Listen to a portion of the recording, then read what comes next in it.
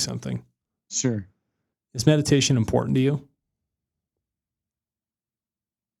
I would say being mentally healthy is important to me. And sometimes I think I don't need it for one reason or another. And I can just go on because I'm a tough guy or whatever. Trust me, you need it. Yeah, Clearly, I agree. Because you forget about it, it's not important enough for you.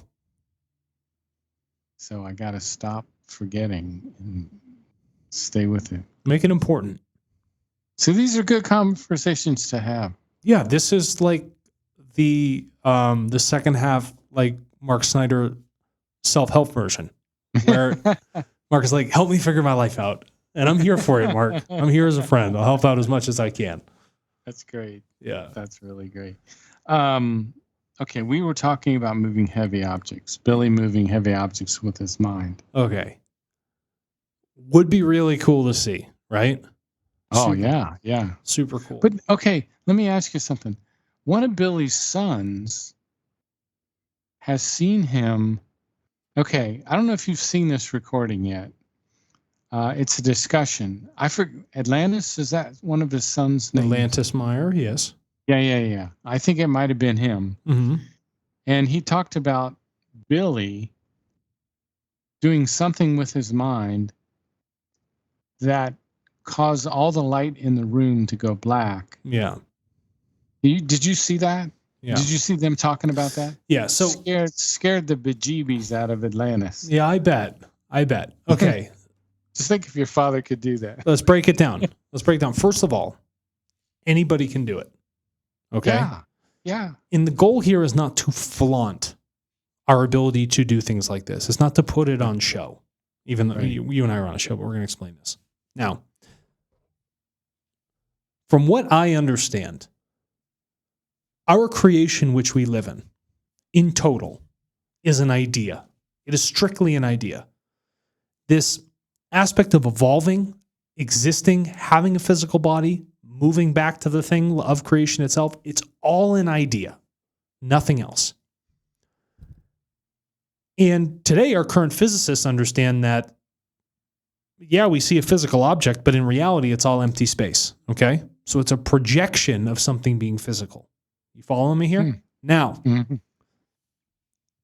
because this isn't everything that exists here in the material is just an idea, well, there's strength in that idea. There's power in it, okay? There's might in the thought of the material world, okay? Its existence. Creation, with its energy, is imbibed in all of these things. Everything's interlinked. They all live. It just flows through it. Now, if you can move into that flow, if you can understand to a more comprehensive level, Mark, that life in the physical is an idea driven by thoughts. Thoughts determine actions. Thought determines physical creation of things. It's all thought-based. And if you can amass the internal power that you have, imparted to you by creation itself, and pair that with the might of your thoughts, it gives you the ability, through the idea, that you could have things like superhuman strength. Superhuman's not a good way to term it because all humans can do it. It just seems superhuman. Or the fact that you could drain the lights in a room with your thoughts. The fact that you could transport your body physically from one geographic location, Cartesian coordinate, to another geographic Cartesian coordinate. Okay? Right. All of it is based on an idea. And when you realize that your idea is reality, you have the ability to do anything you want to do. There is no restriction to the idea. And if you put all your power behind that, go ahead. You always hear about women and they'll lift a car up to save their child and stuff like that. Right. Me and a buddy of mine, we crashed. We were riding motorcycles in the woods and we crashed together. It's a real stupid thing. And his father came and we were trying to help him because I broke my hand, but I didn't know it at the time. Yeah, adrenaline. Yeah, adrenaline. And at one point, we didn't have any scissors, and we had to try to get his Levi's off, and he had the key went into like by his knee and stuff. That sounds comfortable. Yeah. So I knew I could tear those Levi's. I don't know why I knew I could, but nobody else could. And I just picked those, and I was only 13, 14, so tore those Levi's like they were nothing. That's a heavy right-hand cotton twill there, Mark. I'm surprised. You know what I'm saying? Mm-hmm. That's But let me ask you something. You knew, correct? I don't know. Yeah, I did. I knew absolutely. At a core level, Mark, without thinking about any other bullshit, right? You knew in that moment that you could do something. Yeah. And it was without question. It totally was without question. When your reality comes to the point when you recognize that your ideas are just as real as things that are physical, Mark, you have the ability to do anything you want to do. Wow. Everything is based off of an idea. Everything at its core. And at that moment, if you ever achieve it, you step beyond your material thinking. It'll be impossible for you to go back.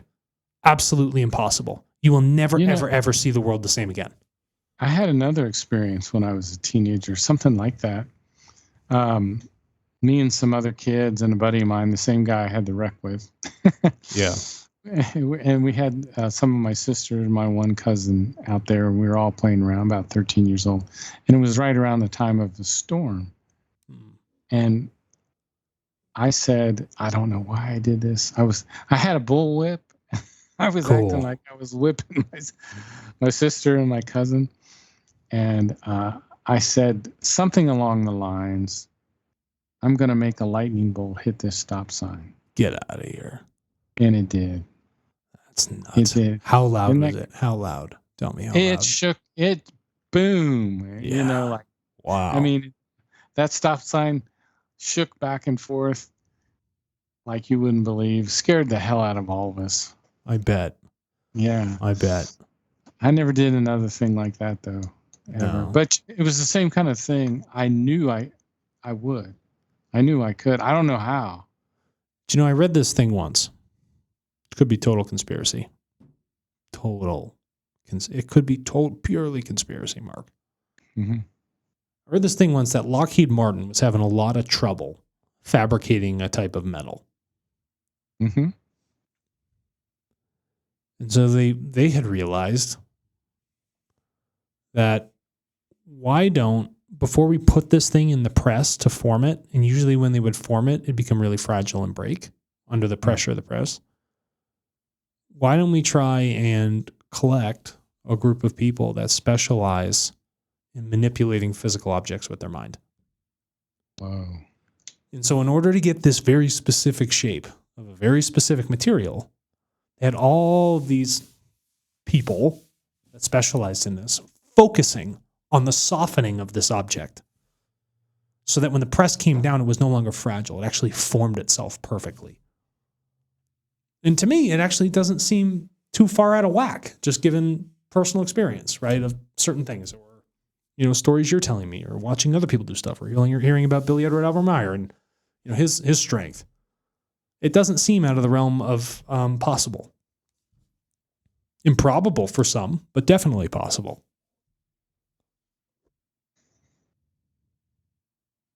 Oh, I'm sorry. I'm taking notes again. Oh, no, that's fine. That's fine. Who was the Uri Geller? You remember that guy? Bending Spoons? Oh, yeah. Yeah, it's all the same stuff. It's all the same stuff. There's a military guy. He's a colonel. He's a scientist. And he talks about, he wrote a book, I think it's called Energy from the Vacuum. From the vacuum of the space of the universe. You might even be able to find it. T.E. Bearden. Yes, Bearden. That's his name. What's the T for? Can you see it? No, but this was this whole idea on 0 point energy, correct?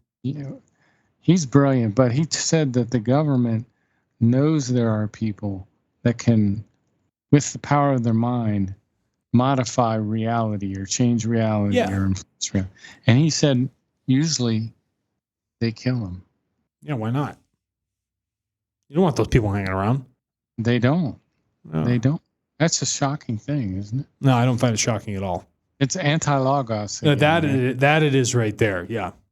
That it is. Thomas Bearden, that's his name. Thomas Bearden. Yes. Yeah. Thomas E. Bearden. Thank you. They have tremendous technologies which have been kept from the public. Yeah, I can see why. Yeah, I don't know that it's always justified, but No, it's not always justified, but I don't think it'd be in the best interest of everyone to just give some stuff out to the public, frankly. some of the public is. Okay, let me continue here. Yeah, before we go down that rabbit hole. Yeah. It is okay. Talking about the anti-logos, It is the child of destruction, the anti-logos, the malicious, confusing, sneaking, lurking, and deadly. And I don't know what this means, but I'll read it. In eighth succession is created the anti-logos in total, the thing as a man of untruth, of disgrace, of destruction, and of death. It almost sounds like he's talking about the Antichrist. I think it's talking about a human being that's reincarnated again, probably for the 8th time. Oh, really? I don't know. I'm listening. Right. Makes sense. Yeah. I don't want to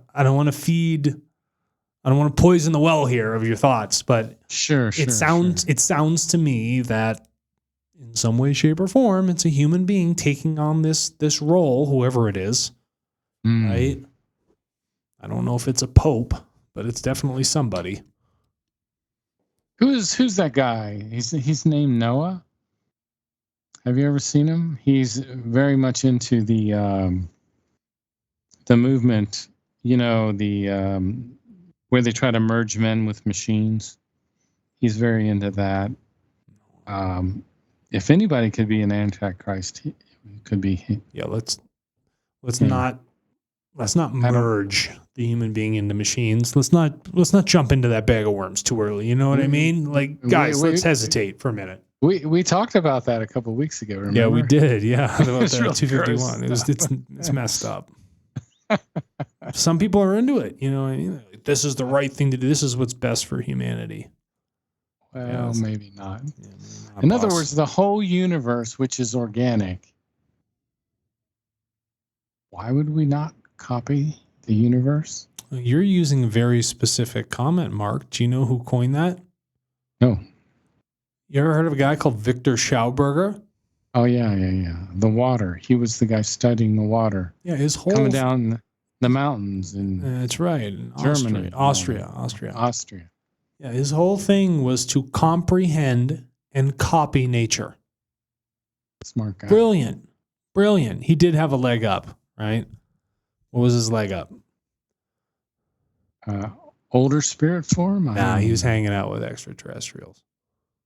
Are you serious? Yeah, he's chilling, man. Why do you think, you thematically you start to see the way these people speak?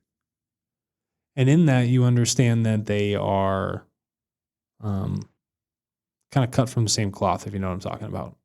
How did you find out about this? Did you read it in the contact notes? Yeah, it's in there. Check it out. Is it Victor Schauberger interacted with the Plejaren or another group? Probably another group. Okay. Now, isn't it strange that the Plejaren have nothing to do with Earth humans except Billy? I don't find that strange at all. None of them. I don't find it strange at all. We're the genetically manipulated people. Mm-hmm. We've got a shortened lifespan, increased aggression. We are probably considered dangerous. We're 100% considered dangerous. Just absolutely dangerous. I mean, I know, like, when I'm sleeping in bed and I, like, toss over, my elbow hits Amanda, that's dangerous, right? I can't even figure out how to sleep safely. What's wrong with me? I speak strange languages in my sleep. Ooh. Tell me more, Mark. She says they sound a little bit like German, but she doesn't know. I don't remember doing it. That's funny. Remember doing it at all. Isn't that strange? I've had that experience twice. Mm-hmm. The first time I had a dream and I woke up, I was like, holy crap, I am fluent in Hebrew. I looked at him and I was like, I'm fluent in Hebrew. I was like, I need to go learn the language right now. Wow. Yeah, I knew it at my core in my dream state. And then there was this other one kind of recently. I started speaking in what felt like the most alien language ever. And the more I would talk, the tones made my body feel more energetic. Like they were, like my body was like in an electrical socket, like it was charging up the more I talked in the language. Very strange. I've only had 2 instances of that in the dream state, Mark. That's a whole discussion. Oh, that's right a lot there. to unpack. Fast. Yeah. Probably people are like, this guy's a psychopath. That's probably what they're going to say. Well, I tell you what, and we'll get to this later, but I'll just do it as a preview. Contact Report 660. Okay. 660 talks about how colors affect human beings. Sure. Color therapy. Think about it. Or what about... Look, go outside, recline in your recliner, look up at a blue sky. It's going to improve. It'll cause calm to fall over you. It will also help your general health. That's why they paint nurseries that color. Oh, I didn't know they did that. Mark. Come on. I don't even have children, but I hear this all the time. And guess what? Nurseries, they're painted that color. But colors can also have negative effects. Yeah. You don't want to sleep in a red room. Probably not. What does it cause? Agitation. Probably. Maybe. I don't know. I'd have to look into its wavelength. Like the white cream most people paint their walls. Eggshell, yeah. Yeah, it's really bad. It causes like thoughts of violence and all sorts of stuff. Wow. We're crazy. That's wild. I'd love to see how that study came about. That's great. Anyway, it's Contact Report 660. We'll get into it in a little more detail if we make it a little farther down through here. Before him are 7 embodiments of the mighty ones, within themselves anti-logos, 7 children of evil. Okay, so it is a human form. Okay. Working in the murder of the truth and bloodthirsty murdering mankind, numbering in manifold millions. No, it sounds like the Roman Catholic Church. Or the drug companies. No, not even. It doesn't even count in number. It's got to be. It's got to be like Vatican material. Okay. Because what do people kill in the name of? In the name of... Isn't that a song? Yeah, but they kill in the name of God all the time. We've been doing it for a long, long, long time. Very true. The murdering of millions also started with COVID-19 vaccine. Many of the drugs on the market today. There's a new drug, a weight loss drug called Ozempic. Have you heard of it? Yep. Causes the stomach to go into paralysis. Forces the user of the drug to vomit each time they eat. Genius. That's how you lose weight. Yeah, exactly. Never keep it down, They're like, we got it. We're gonna give you something that makes you puke. The drug is also known to cause cancer. Yeah. If you use it for a year, it'll cause cancer, they say. Oh, that's quick. There's a bunch of side effects, which I've forgotten. It's totally damaging. And even if you listen to the commercial on TV, it'll tell you most all these horrible effects. Yeah. People still take it because they think, oh, it's not going to happen to me. Or maybe they say, I have no other option for losing weight, which is a load of crap. Yeah. Plenty of options. Yeah. One of the things that I found is helping a lot in terms, I've lost a fair amount of weight lately. Congratulations. Thank you.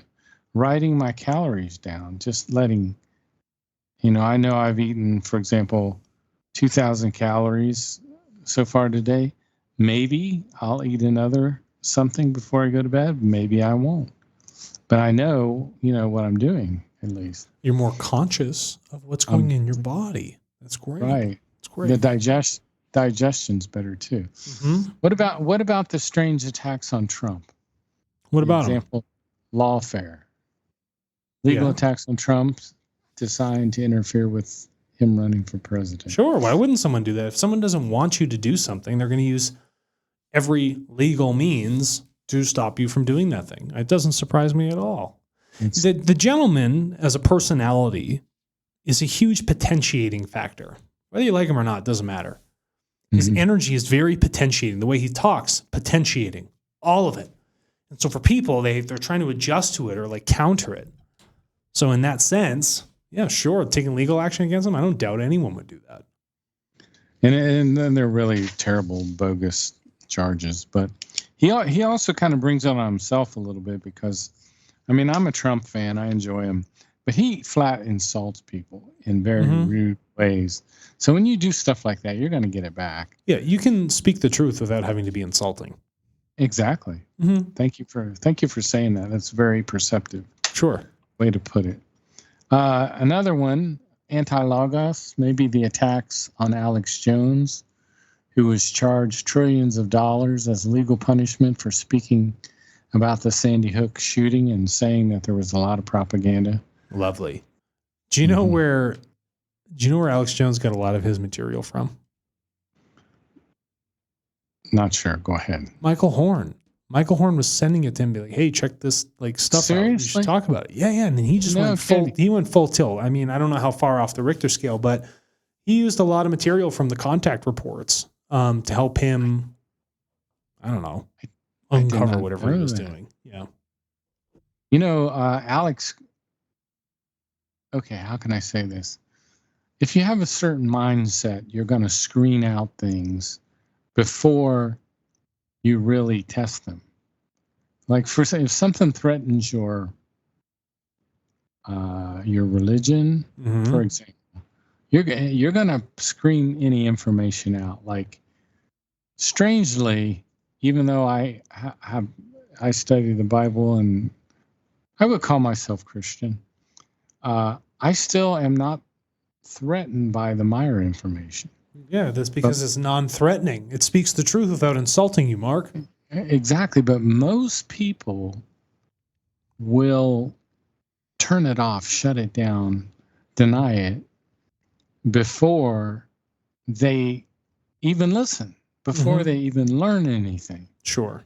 So they hold on to their view of reality. People are afraid to let that go. You know what I mean? Oh, sure. They just have a bias and a perspective that inhibits anything that challenges their thought processes because it's too much for them to think about something that counters it. And then they emotionally respond when someone says something that is not aligned with their thought patterns that they have just emboldened within themselves. You know, I was sitting on an airplane coming back from the Los Angeles airport to Denver 2 nights ago. And I sat next to this absolutely wonderful Muslim Pakistani woman. Oh, okay. Full headscarf, full garb, everything. Wonderful. And I had an hour and a half conversation on the Quran, Muslim ideology, why she wears a head wrap, her relationship with her husband, about religion, how she's seen as a provider, like all these things. It was absolutely incredible. And guess what? She's cornered in a confined space, but still continued to have this conversation because she had a curiosity about why I was asking. I wanted to understand the religion further. I wanted to understand her mindset. And she was very, very willing to share and took no offense to the things I was sharing. Now, one of these things was, I said, "You're wearing a headscarf, correct?" She's like, "Yes, I want to protect my beauty and I want to save it for my husband." I said, "Okay. So he's the only person that can see her hair." I said, "That's fine." I said, "I'm sure you have beautiful hair." Like, yeah. And then before that, she had made a comment that if you read the Quran, there is an equal balance between the words, it's saying the word man and woman.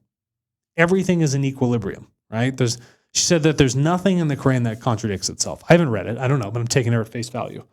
So I said, "Okay, you're saying like balance is a very important aspect of that between man and women." She's like, "That's correct." I said, "Okay." I said, "Do you make your husband cover his hair?" I said, "Do you find your husband's hair beautiful?" What did she say? She says, "I've never thought about that." Oh. Yeah. And she knew what's really funny. She said, "I used to think like you." Oh. And then I asked her, I said, do you feel like it was easier to not challenge the ideas of the Muslim religion or things within the Quran because of where you were raised, and culturally and socially, it would have created too much of a rift amongst your family, friends, and the rest of society? She said, yes. So it was actually easier to just follow what this thing was saying without actually intellectually challenging it any further. Yes.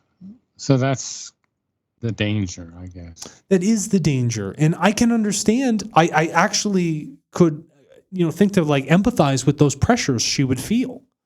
Right? It was a wonderful conversation. That's just what I have to share, regarding religions, regarding people and their ideas being challenged. She was one of those rare people that was strict follower of a religion and ideology, but was willing to have a conversation and continue to have that conversation with no negative emotional responses, none of that, Mark. She wasn't threatened? Not at all. It was very, very refreshing conversation.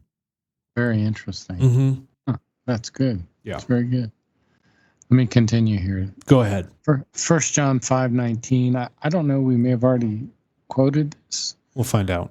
We know that we are children of God, and the whole world is under control of the evil one. I don't know if I've read that yet. So I might. No, you didn't read that. What's the context here? And you said it was John? 1 John 5:19. What's the whole context of what he's describing? Is there like a story associated with this? Yeah, there's a profound story, and there's a lot of information there. It's something we could probably do part of a show on. Okay. Actually, this is one thing that just hit me a while back when I was reading. And I don't think of, what, I think it's better where it says evil one. I think it's very limiting to translate that as evil one or devil. I think that anti-logos is probably more appropriate. Yes, I think so. Like in a definitive sense, not that being illogical is appropriate, but I'm just saying in a more definitive sense for what we're describing. I think so. I think it would help. Because they didn't say evil ones. They said evil one. Yeah. I don't know if they were that explicit when they were writing the Bible. It's impossible for me to say. So the whole world is in control of the evil one. You can say that's the devil, or you can say it's the anti-logos. Uh-huh. So I make a big, this is funny, it's just like me, my notes. I make a big change of subject. Yeah. Okay. Okay. Aimlessness and purposelessness. Purposelessness. Tough word, but I like it. Aimlessness and purposelessness in the human being. That occurs, I think, when we're not following the impulse to strive. Yeah. Would you agree? Of course. You need to have... Actually, yeah, you do. You need to have a focus in life. You have to have some idea of where you want to go or who you want to be. But to be aimless, to just wander around without a home and just take on a life of non-purpose, you're wasting, one, the opportunity, and two, the gift you've been given and your ability to evolve, right? All those elements are gone. You're just ignoring that impulse of life. That impulse is what allows you to exist. Why would you ignore it? It's absurd. Are you in a state right now? Because you seem accelerated. You're only 31, right? I am 31 years old. And you own your own business. Mm-hmm. And you're in the tech field. Yep. Do you have like specific goals, like in 10 years you want to your company to be worth 100 million or something like that? No, you don't have it. It's not like that. Those kinds. No, that to me, those seem like non-valuable goals. What I do for work is a consequence of my thoughts. I only have one goal, Mark, and that is to evolve. My goal is to align as best I can with the thing that allows me to exist. That's all I want to do. Align with the thing that allows you to exist. Yes. That's all I want to do. What is that thing? That thing is nature. It's creation. Nature. Mm-hmm. If it allows me to be here, I want to flow with it. I want to learn from it. Good way to put it. Yeah. That's all I want to do. Because when I do that, Mark, then I live a life as an example for other people to learn from without me having to tell people how they should live their life. That's good. Okay. I never want to step on anybody else's free will, but I have the free will, the opportunity to accelerate the ability for my consciousness to evolve, for me to amass knowledge, love, and wisdom, and then translate that into everything that I touch. That's a great goal. That's the only goal for me. It's great.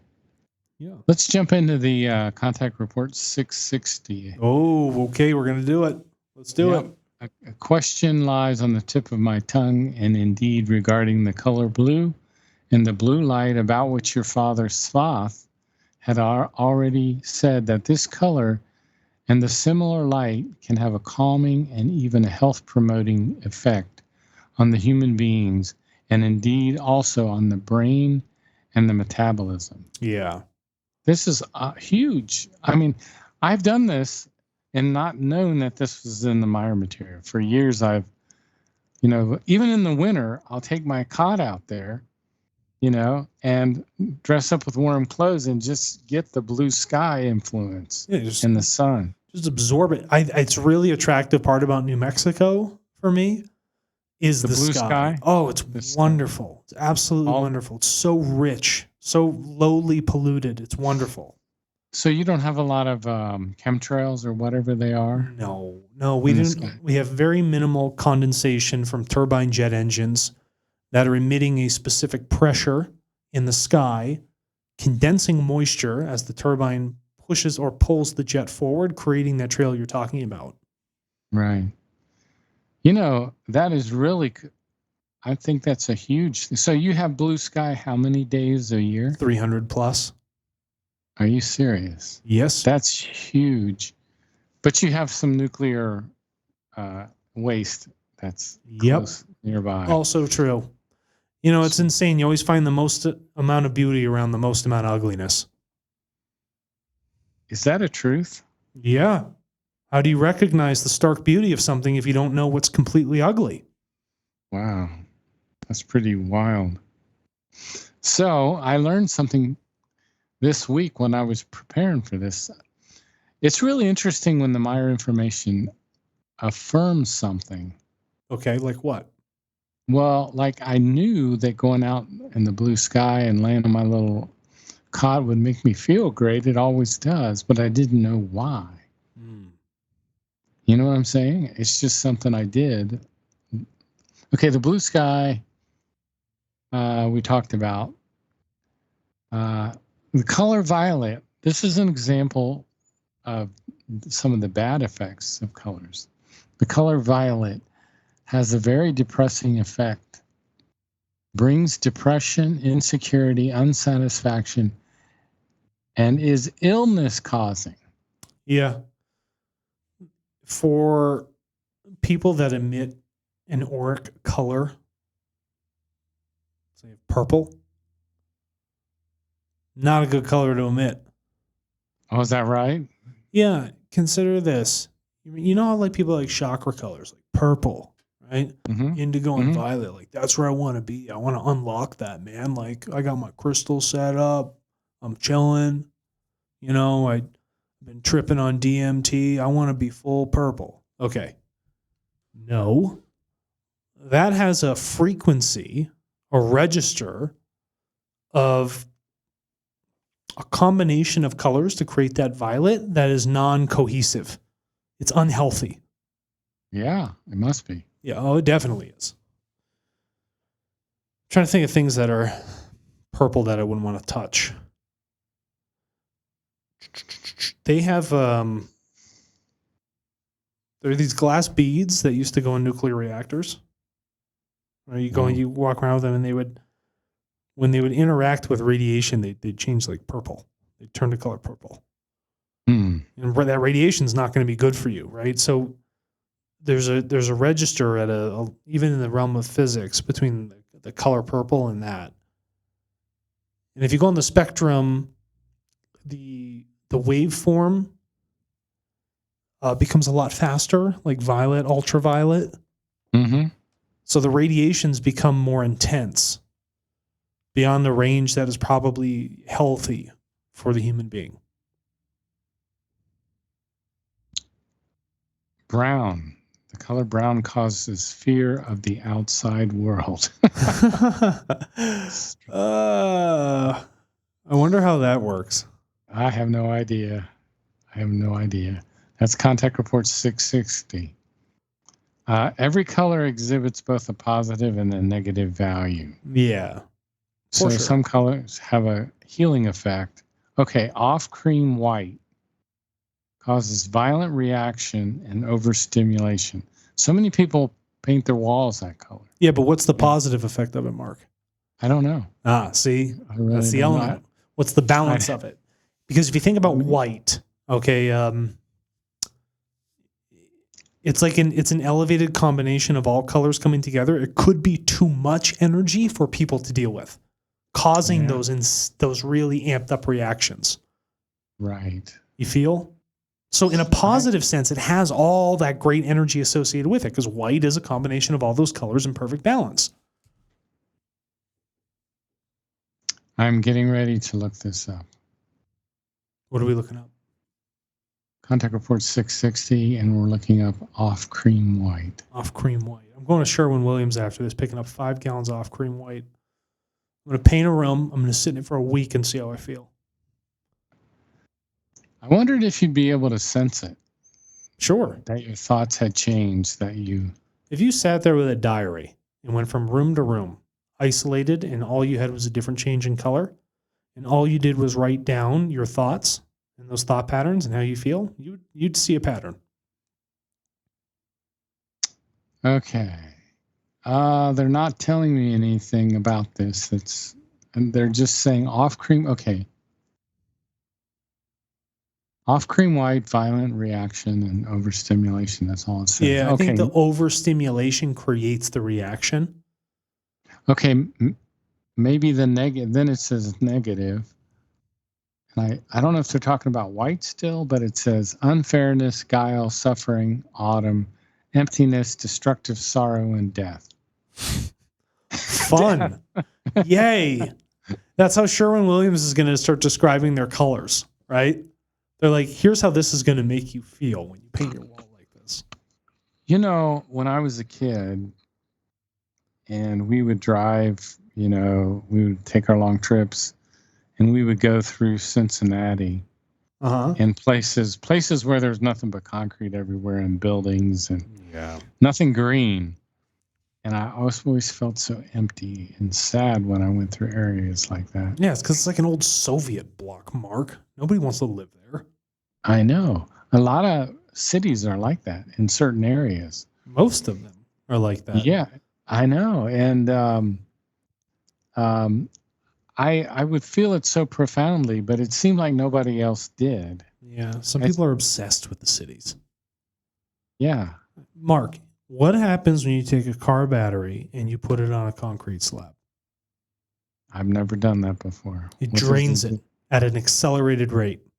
Whoa. So imagine what happens when you walk around in a city and your body's just one big battery and you're just in this massive concrete jungle. And you're draining yourself. Basically. Oh, you drain yourself, everything else. Life energy. Right? Forget that. No thanks. It's funny how I've gotten older and I've been able to, sense that and put that in words. Sometimes people can't put that into words. Difficult to articulate. Yeah, they can't articulate it. But then sometimes after enough years, it dawns on you how Like, I think right now the Earth is being hit with some kind of energy that's very negative. The energy that the Earth is hit with is self-imposed energy. Like it's coming from the society on the Earth. Is that what you're saying? That's correct. Yeah. Okay. Because Earth doesn't want to kill you. Earth doesn't want to get you bad energy. Earth wants to evolve. The Earth is striving. The Earth is trying to create balance among its delicate systems. Mm. And then what it's doing is it's reacting to the insane nature we have as a collective. Mm-hmm. All things form, Mark, from the inside out. Please elaborate. That's pretty profound. Everything you do, everything we create, starts from the inside and then grows outward. Your thoughts lead to outward actions. Right. Insemination of a female egg allows something internally to develop and then be birthed to the outside. Big bang, inside out.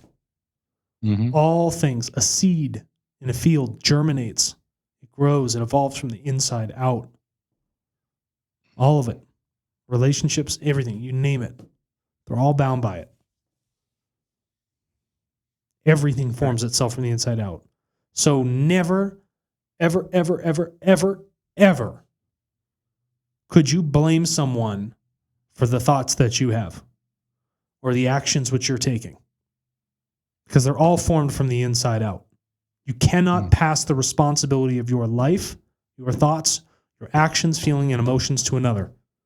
It is not only illogical, it is unreasonable, it is unfair, it is unbalanced, it is non-creational to do something like that. You know, I think Billy at one point said even the animals are the result of their thinking. Of course.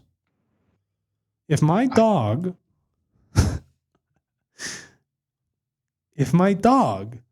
only eats other animal feces outside, right, thinking that it's good for him, the result of my dog's instinct-based thinking is going to be damaging to his health.